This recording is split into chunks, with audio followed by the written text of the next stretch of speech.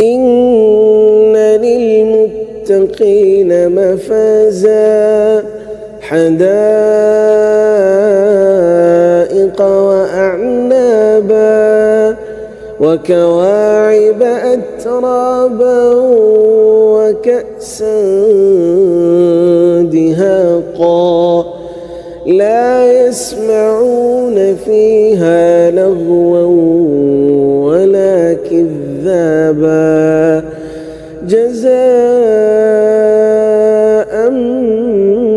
من ربك عطاء حسابا رب السماوات والأرض وما بينهما الرحمن لا يملكون منه خطابا يوم يقوم الروح والملائكة صفا لا يتكلمون إلا من أذن له الرحمن وقال صوابا ذلك اليوم الحق فمن شاء